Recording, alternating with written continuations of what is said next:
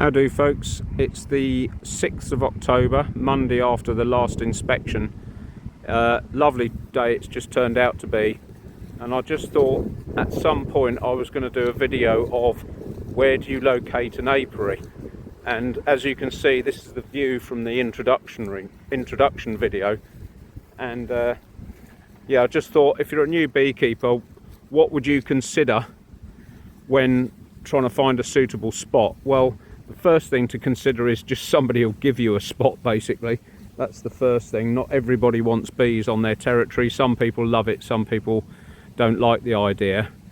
But the main considerations, if you've got some options on where you put them, you can see this hedgerow starts over there, well, right back there where the van is, and it goes all the way along down there.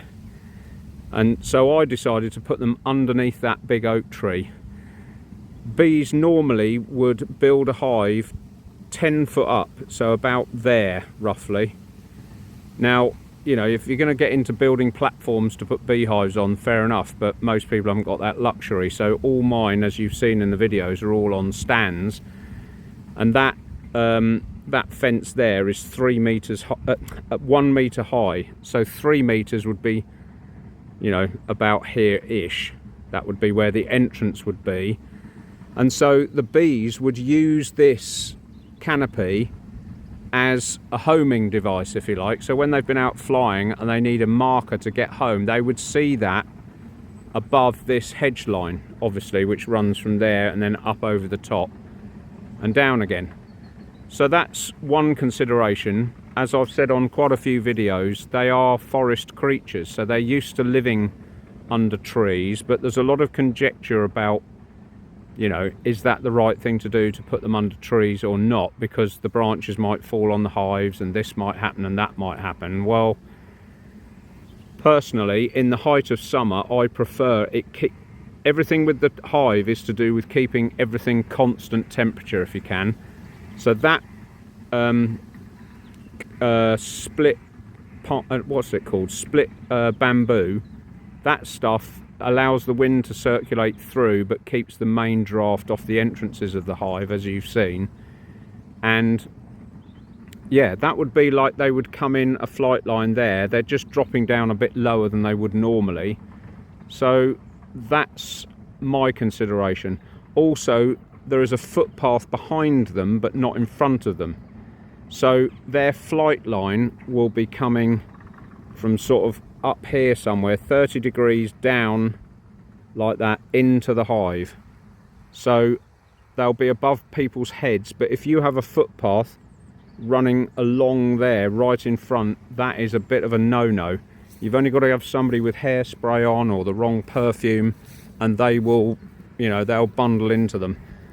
So in my view, you need a good distance, and from me to there's probably not more than 40, no, not even that, 30 yards, 30, 40 yards or 40 meters, something like that.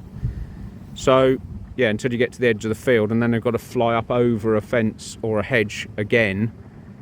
So as long as they've gone up on the way up and they're above people's head height, that's what I'd recommend. There's a footpath behind my apiary, which is not too much of a problem because they generally don't fly that way. And the other thing, as you'll see, it's about 3 o'clock this afternoon.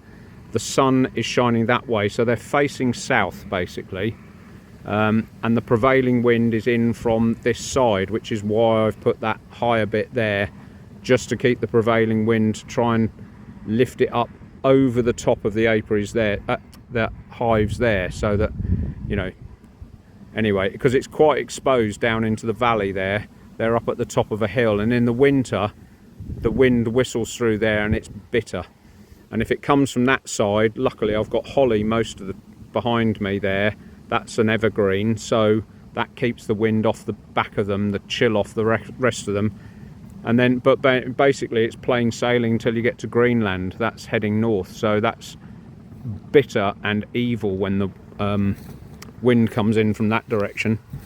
So that's pretty much it. I mean, don't get too hung up about where you're going to put them, but there are some considerations. If you're down in a valley, these used to be down in an orchard down in the valley, and it was a lot more friendly because they had trees around them and a lot of blossom in the spring, but they came up here for reasons of the owners making. But yeah, so I had to sort of, I didn't have to fence them off, but I did fence them off because there are horses in here. And then I thought I'm just going to put a windbreak in there as well.